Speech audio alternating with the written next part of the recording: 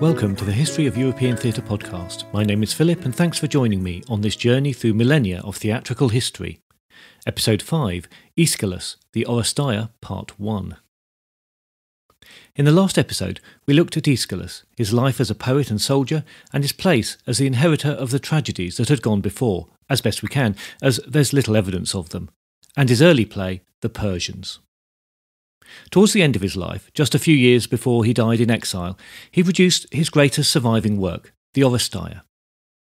It was my intention to discuss this trilogy in one episode, but I found the first play packed with interest and excitement both from a theatrical point of view and in its links to the broader context of Athenian society, so I have decided to devote a complete episode to it. We'll look at the later two plays in the trilogy in the next episode. Before we start, I'd like you to put yourself in the place of an audience member at the city festival in 458 BCE. You've been out partying the night before, enjoying the festival atmosphere and the rowdy crowds in the city. Everywhere is packed with people. The trading season is well underway, and you see groups of sailors and their masters who look both exotic and rough at the same time. Thanks to the wine consumed last night, it's hard to get up before dawn and make your way to the theatre. But you're not going to miss out on today for anything, so you force yourself up. Your wife is always up early, as usual, and gives you some of yesterday's bread that was specially saved, and some fruit and water, and a small flask of wine. Maybe she's a bit grumpy, because she'd like to go and see the plays too, but you both know that that's not the way things work. Anyway, she'll be busy with the children soon and getting to the bakehouse for today's bread, and you'll be out for more partying tonight as part of the festival, so you'll make it up to her. She'll be okay. It's a stiff walk up to the theatre from the town in the cool morning air, and although it's still dark, the streets are full of men all heading with you in the same direction. The fresh air wakes you up. You bump into friends and chat as you make your way. There's real excitement in the air. Word has got out that Aeschylus has come up with a good one, and rehearsals have gone well. When you get to the theatre, you hurry in, seeing that the place is already filling up. You stride up the hill away from the orchestra as quickly as you can, passing the stone seats and heading for the wooden benches higher up. You pause for breath, it's a steep climb, and spot a couple of empty places. You sit down with a friend. The stone seats must be cold and damp with morning dew, so the wooden benches are better, but you know you'll have a square backside by lunchtime. It's only then that you notice the improvements to the theatre. The orchestra floor looks more solid than last year, and, most impressive, is the new skene. A stone-built front has replaced the old hut that used to be there. Centre stage are a pair of huge wooden doors, very impressive. In the less than half light, you take it in as best as you can. The breeze blowing off the sea makes it chilly, and you look forward to the sunrise. You consider a swig of wine but decide to leave that for later, and go for the water instead, and wash down a mouthful or two of bread. As the first hint of daylight shows, you scan the orchestra, and then the stage for any hint of action. Nothing. But then something catches your eye. There's movement on the roof of the skene. Someone's up there. He's rising up from a crouch. By the gods, it's an actor. You can just make out his mask in the half-light. He's going to speak. I pray the gods to quit me of my toils, to close the watch I keep this livelong year. For as a watchdog lying, not at rest, propped on one arm, upon the palace roof of the Atreides house, too well I know the starry conclave of the midnight sky, too well the splendours of the firmament, the lords of light whose kindly aspect shows what time they set or climb, the sky in turn, the year's divisions bringing frost or fire. Such issue holds in hope she, in whose woman's breast beats heart of man. I hope that this little speculative piece gives you an idea of what arriving at the theatre of Dionysus and the power of the opening of Agamemnon might have been like. It's likely that when the audience entered the theatre, it was the first time that they saw the new stone-built skene, replacing the earlier hut or tent. Aeschylus certainly puts the roof space to good use, placing his watchman there. The audience may not have realised it then, but the watchman is also the third actor in the play, not the protagonist or the antagonist, and another new feature to an Aeschylus play, copying a development recently introduced by Sophocles. The watchman is waiting for sight of the beacon chain that will announce the fall of Troy and the return of King Agamemnon. So, within 10 lines of the opening, the audience knows where we are in the Homeric epic and we're set for the ride. We assume that this was all timed to coincide with the rising sun, so that while the watchman tells how he has learnt the patterns of the stars during his year-long wait, they are still visible and slowly fading as the sun rises. Unfortunately, we do not have any contemporary stage directions to confirm this. But this is not just a neat image, this is the first premise of the play, and perhaps it would have resonated with most of the audience, because they know the stories so well. The stars represent the natural order of things, as defined by the gods, and Aeschylus is saying, what follows is what happens when the natural order is broken. By this point in the story, which is one of the central homecoming narratives in the Homeric epic, there is a complex backstory. The house of Atreus is cursed by past actions. For the moment, let's just say it involved the slaughter of children and serving them to their father as a meal. And in the more recent past, Agamemnon has sacrificed his daughter Iphigenia on the command of the gods via a seer to ensure safe passage of the fleet to Troy. Iphigenia and her mother Clytemnestra were tricked into coming to Agamemnon on the promise of a marriage for the daughter, and through the subsequent 10 years of the Trojan War, Clytemnestra has been brooding on her revenge for the deceit and the crime. It's worth noting that although we call the play Agamemnon, we don't know what name, if any, it was given at the time. It could very justifiably be called Clytemnestra or even Cassandra. This is a very female-centric play, where Agamemnon has fewer lines than both of the female characters. Aeschylus addresses one of his common themes, the tension between male and female. Troy town is taken. Such issue holds in hope she in whose woman's breast beats the heart of man. The idea that Clytemnestra behaves like a man is repeated often throughout the play. She's been in control of the house and the estates in Agamemnon's lengthy absence, and therefore become, in Athenian eyes, manly. Perhaps the all-male audience had an early inkling of how this was going to go just from that line. Their male-centric view of the world was about to be challenged. The watchman spots the long-awaited beacon, and he hurries off to inform the queen as the chorus enter, playing the role of elders of the town. They fill in the backstory of the house of Atreus, but they're very disjointed, and the story is told in unrelated segments. It's almost impressionistic, probably enough to remind the knowledgeable audience, but it gives the impression of the city as leaderless, the citizens lost without their king present. But the section reminding us of the sacrifice of Iphigenia stands out.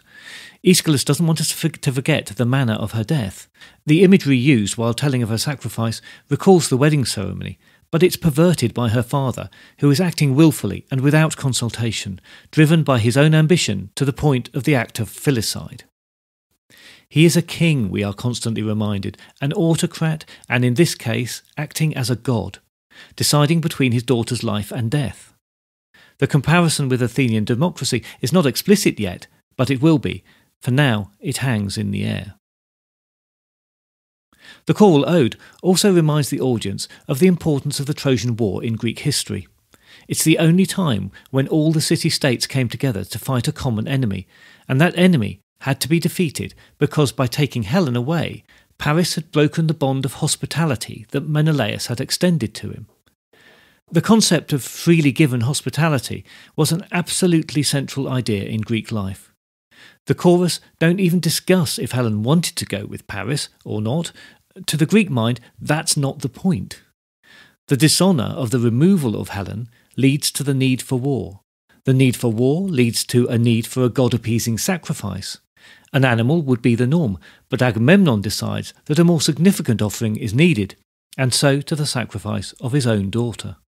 His decision to put the needs of the state before the needs of the family is a common theme in Greek tragedy, reflecting the political discussion that was going on in Athens at the time. This developing democracy was asking citizens to put the state before the family in their civic and political lives. This was causing tension between factions in the city who were arguing out exactly how a democracy should function. No doubt it was a classic political struggle with self-interest playing its part, as those who saw their power waning in the rise of democracy tried to hold on to it. From the play's perspective, the message is clear. Don't think of going back to autocratic rule. There is a better way, whatever the challenges. The chorus conclude by moralising over the horrific past events that have beset the family and expressing the hope that, quote, only may good come from this evil flower. The air is heavy with foreboding. Throughout the ode, the chorus have been calling for Clytemnestra, and eventually she comes out of the palace. When she does so, it's through the upstage doors in the centre of the skene, possibly the first time they had been used. Previously, we've heard how the cast of Greek plays was made up of the chorus and up to 3 actors, but we should remember that there was also a cast of extras, non-speaking parts to make up crowds of soldiers, slaves and others. In this case, Clytemnestra was probably accompanied by handmaidens and servants. Later scenes in the play must have involved these extras playing the entourage of some characters, or to show the tension between soldiers and townspeople, for example. There may also have been props used, some of them quite large. Later in the play, we will come to a silken carpet and a chariot. I think it's important to remember that there was a big element of spectacle in the presentation of these plays. Including the use of an impressive prop, especially one that hadn't been seen before, might have been a tool to impress the audience and therefore the judges. They were, let's not forget, in competition. The chorus leader presses her for more details and proof, so she launches into a listing of the places where, beacon to beacon, the message travelled from Troy, quickly bringing the news of victory. Saying a listing does the passage an injustice. It's lyrical and a fine feat of theatre of the imagination. To give you a flavour, the opening lines are: from Ida's top, Hephaestus, lord of fire, sent forth his sign, and on and ever on, beacon to beacon, sped the courier flame. From Ida to the crag that Hermes loves of Lemos, thence unto the steep sublime of Athos, throne of Zeus, the broad blaze flared. Thence raised aloft to shoot across the sea, the moving light rejoicing in its strength, sped from pyre to pine, and urged its way in golden glory like some strange new sun, onward, and reached Macystus' waiting height. There, with no dull delay or heedless sleep, the watcher sped the tidings on in turn, until the guard upon Messapius' peak saw that far flame gleam on Euripus' tide, and from the high-piled heap of withered firs lit the new sign and blade the message on. With traders in the audience, some will have been able to follow the path of the beacon chain and imagined the very sights of each. For the less educated, it speaks of exotic places. Scholars haven't been able to agree on the actual site of every beacon mentioned, but it seems likely that it is both a geographically plausible feat, such beacon chains were used to warn of Persian attacks on the Greek mainland, but also significant to the theme of the play. Of the sites we can identify, each one refers to a myth where harm has been done to men by women. The beacon chain arriving in Argos is the signal for sacrifice and prayer across the city, all organised by Clytemnestra. It's less than 40 lines of poetry and dominates this part of the play, perhaps making the male audience feel quite uncomfortable, maybe even anxious. Clytemnestra prays that the returning army will spare the shrines of Ilion. Remember the hatred of the Persians for the destruction of the Athenian shrines in Aeschylus' earlier play. The Greeks are the good guys, they wouldn't behave so disrespectfully. She returns to the palace, and the chorus still question the veracity of her news. Their ode covers a lapse of time in the narrative. Not all Greek plays adhered to the unity of time that Aristotle was to espouse 100 years or so later. A messenger arrives, kisses the ground of his home, and gives a lengthy and also timeless description of the hardships of battle and the joy of the soldier returning home. This extract is from the middle of the speech. "'Tis true, fate smiles at last. Throughout our toil these many years, some chances issued fair, and some, I wot, were chequered with a curse. But who on earth hath won the bliss of heaven through time's whole tenor and unbroken wheel? I could a tale unfold of toiling oars, ill rest, scant landings on a rock-strewn shore, all pains, all sorrow for our daily doom, and worse and hatefuller our woes on land. For where we crouched, close by the foreshore's wall, the river plain was ever dark with dews, dropped from the sky, excluded from the earth, a curse that clung upon our sodden garb, and hair as horrent as a wild beast's fell. Why tell the woes of winter, when the birds lay stark and stiff, so stern was Ida's snow? Or summer's scorch, where time, the stirless wave, shrank its sleep beneath the moonday sun? Why mourn old woes? Their pain has passed away, and passed away from those who fell, all care for evermore to rise and live again. It's another point where Aeschylus can speak from personal experience. Clytemnestra returns. Her unmotivated entrances and exits have been seen as problematic by some. However, they do serve to enhance the idea of the passage of time and perhaps speak to her unsettled state. But most of all, we have to remember that this is a dramatic form that does not attempt naturalism. Far from it, in fact, and the portrayal is of mythic, semi-historic characters whose every motivation is not always clear.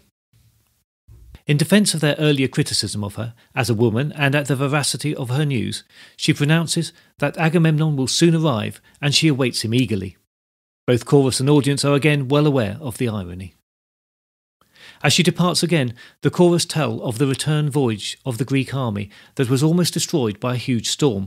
More strong poetry, but also an image of vengeful gods watching over events. With more moralising, an expression of how the sins of the fathers are carried to their sons and grandsons, the chorus builds towards the entrance of Agamemnon. The degree to which these long odes were accompanied by movement is something we'll probably never know for sure. But given the strong beat of many of the rhythmic metres used, the presence of musical instruments, and the strong visual impact of unified movement in the orchestra, it seems safe to suppose that there was choreographed movement of some sort. Finally, Agamemnon and his entourage arrive. He's in a golden chariot, followed by soldiers, slaves, and the booty of war. The image immediately speaks of wealth and power, all centred on him. He also has his lover Cassandra with him. Cassandra is both blessed and cursed. She tried to trick the god Apollo, and in revenge he gave her the power of foresight, but it is prophecy that will never be believed by others.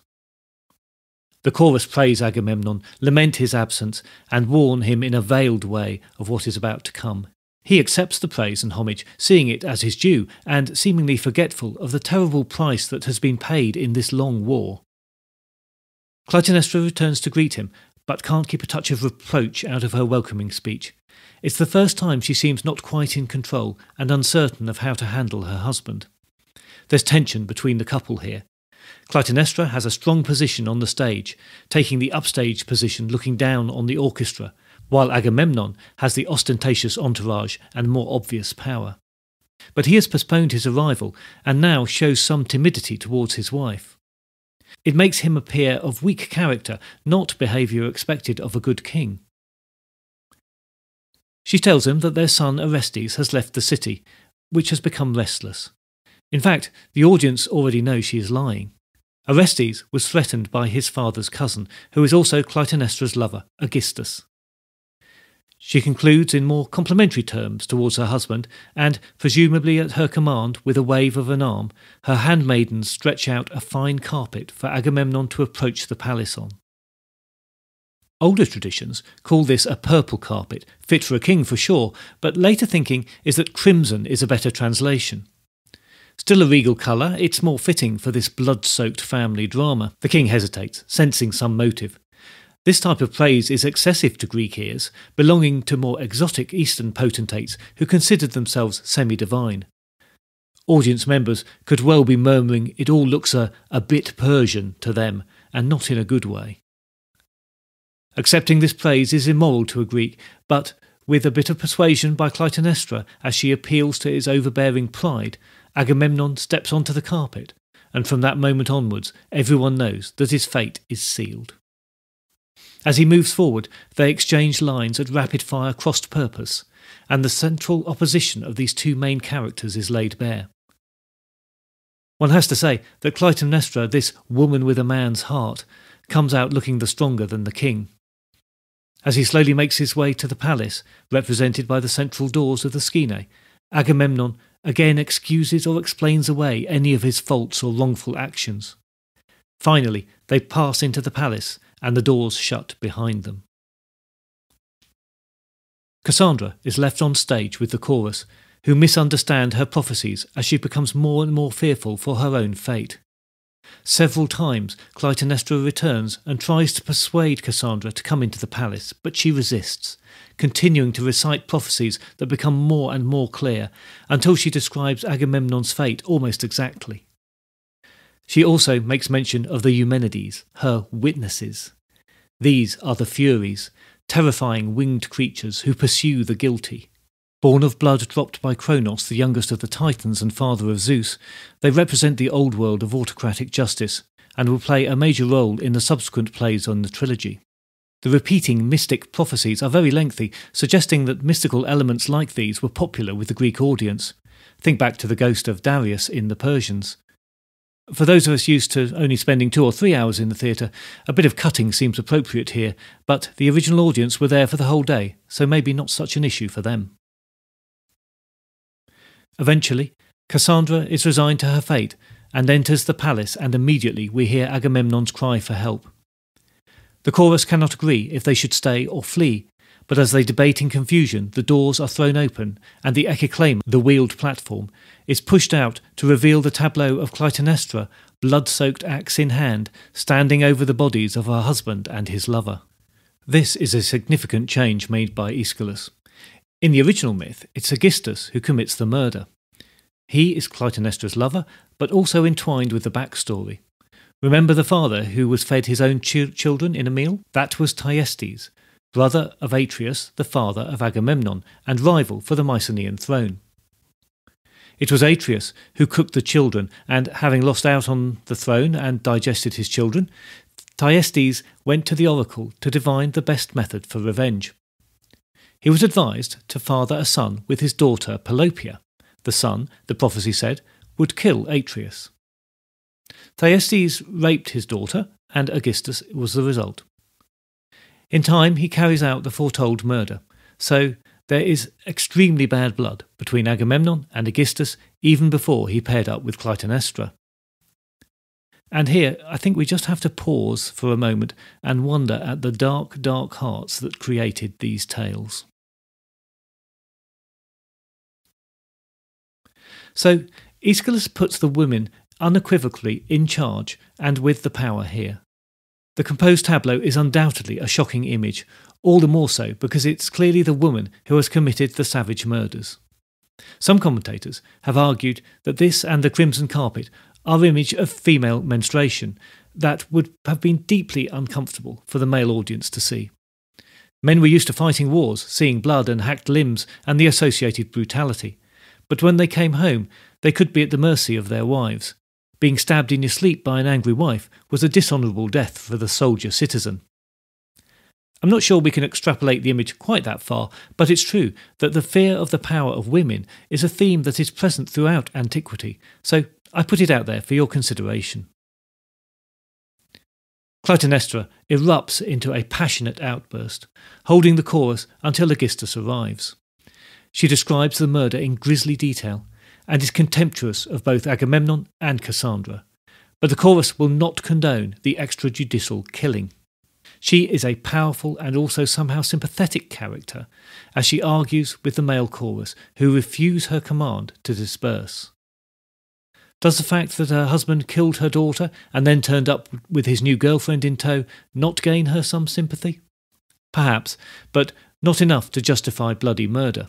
In fact, some commentators see her as a prototype for Lady Macbeth. Scheming and ruthless, yes, but driven by events she did not create. It's a stretch, perhaps, but just one of the ways this trilogy has resounded down the ages. Aegisthus enters with an armed retinue, and there's a standoff with the angry townspeople. Insults are hurled at Aegisthus as he tries to justify his role in the murders and his claim to the throne. He has a revenge motive too. One can imagine the factions facing off across the orchestra. There's real tension here as the chorus taunted Aegisthus for getting a woman to do his dirty work. Enraged, Aegisthus warns that he will be a harsh king if they resist him. That fraudful force was woman's very part, not mine, whom deep suspicion from of old would have debarred. Now, by this treasure's aid, my purpose holds to rule the citizens. But whoso will not bear my guiding hand, him from his corn-fed mantle I will drive, not as a trace horse lightly bridled, but in the shafts with heaviest harness bound. Famine, the grim mate of dungeon dark, shall look on him and shall behold him tame. A full-on fight there and then seems inevitable, until Clytemnestra gathers herself and pleads for calm. She literally begs for peace. Her bloodlust is spent. She says, "Nay, enough, enough, my champion. We will smite and slay no more. Already we have reaped enough the harvest field of guilt, enough of wrong and murder. Let no other blood be spilt. Peace, old men, and pass away unto the homes by fate decreed, lest ill valour meet our vengeance. 'Twas a necessary deed." The audience, of course, knows that we have another 2 parts of this trilogy to come. But as this play ends with the murderous couple entering the palace, the great doors swinging shut behind them, it seems that they have succeeded in their revenge ambitions. Although Clytemnestra's last pleas are truly heartfelt, everyone watching must have known that this was not how any cycle of revenge ends. So the chorus and extras exit and the audience relaxes for a moment. Agamemnon is the standout play of the trilogy, and I think that remains so today because it contains many features that are still considered great theatre. One can see the beginnings of real characterisation, especially in Clytemnestra and Cassandra. There's a personal conflict between the royal couple, driven both by mutual distrust, even hatred, that speaks to the broader social and political issues of how to govern and how to issue justice fairly. There are clever and innovative theatrical devices to grab the attention and surprise the audience. The Watchman, the crimson carpet, the entrance of Agamemnon, the standoff between the chorus and Aegisthus are truly theatrical moments. Some commentary has suggested that the play is the transition point between drama being primarily a religious ceremony to becoming a secular entertainment. Looking back, we like to pin particular moments in history, and in reality, the change was slowly made over many years, poets and plays. But Agamemnon does seem to catch or represent a moment of change in Athenian society that still influences the way we live today. So we'll leave the Athenians stretching their legs as they reflect on Agamemnon and await the second and third part of the trilogy. Next time, we'll look at Part 2, the Libation Bearers, and Part 3, the Eumenides. I look forward to your company next time, but if you have any comments or concerns in the meantime, you can contact me by email at thoetp@gmail.com or via Twitter on @thoetp.